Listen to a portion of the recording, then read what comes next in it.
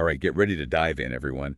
Today, we're heading over to Tianmu Elementary School in Taipei, Taiwan. Yeah, fascinating place. Not your average school trip, I'll tell you that. Definitely not.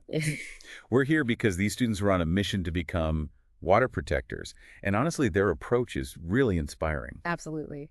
Really gets you thinking about, tackling global problems right in your own backyard. You don't have to be a grown-up to make a difference. No kidding.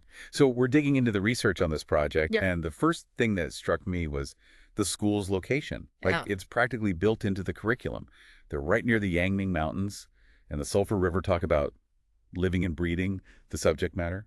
It's true. And it goes beyond just the geography. They've woven this connection to water into their whole cultural identity. They have this amazing annual Tianmu Waterway Festival where the whole community comes together to celebrate their connection to the river. Now, that's what I call hands-on learning. Right. Like their own local version of Earth Day, but way cooler. Right. So let's get into the nuts and bolts of this Water Protectors project. What makes it so unique? It's all about action. No boring lectures here. I like the sound of that. Think experiential learning, meets real-world problem solving. They're not just learning about water conservation, they're actually living it. Okay, now I'm really intrigued. How does this work in practice? Well, imagine this.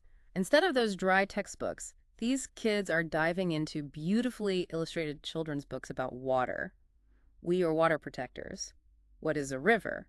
Stories that bring complex concepts to life for young minds. Now that's just brilliant. I'm a sucker for a good story, and I bet those illustrations really help the messages stick. It's like sneaking in a science lesson with a side of art appreciation. Exactly. And it gets even cooler. They're integrating technology in ways that'll make you wish you were back in elementary school. Okay, you've got my attention. Are we What? talking tablets, interactive whiteboards, Yeah. the whole shebang? Think even further out there. Each student's got a Chromebook, they're collaborating on projects in Google Classroom, and get this, they're even using 3D printing.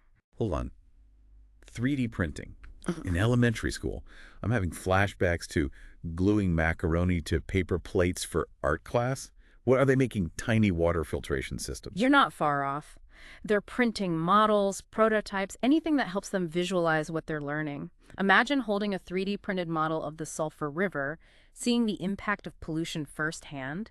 It brings a whole new dimension to their understanding. Wow, that's next level learning for sure. Yeah. It's one thing to read about it, but to actually hold it in your hands, you're making abstract concepts tangible. This is already blowing my mind, and we're just getting started. Seriously, 3D printing to learn about water conservation. These kids are living in the future. But I'm hearing whispers of something even more high-tech. What's this about virtual reality? Tell me they're not just battling digital pollutants in a video game or something. Oh no, nothing like that. We're talking next level learning here. Imagine this. Students put on VR headsets, right? And they're suddenly transported to the banks of the Sulphur River. Wow. They're not just reading about the ecosystem, they're virtually exploring it. They can examine the riverbank up close, see the effects of pollution firsthand. That's incredible. You know, it really opens up a world of possibilities. Suddenly you could virtually travel to any river in the world, compare different ecosystems, see the impact of humans up close. It really puts those old flickering film strips we used to watch in school to shame. It really does. And here's where it gets really interesting. This project extends far beyond the classrooms of Tianmu Elementary. They're part of this global network called iEarn, and they connect with classrooms all over the world. So these young water protectors in Taipei are collaborating with students from different countries, sharing their projects and findings. That's amazing. What a great way to broaden their horizons, right? Yeah. To see how water conservation efforts are different in other parts of the world. Exactly. And the research actually highlights this really cool example. They teamed up with students in the U.S. who were studying the Mississippi River. Wow. Can you imagine comparing those two ecosystems? They're so vastly different. That's the kind of learning that really fosters a global perspective, you know? Absolutely.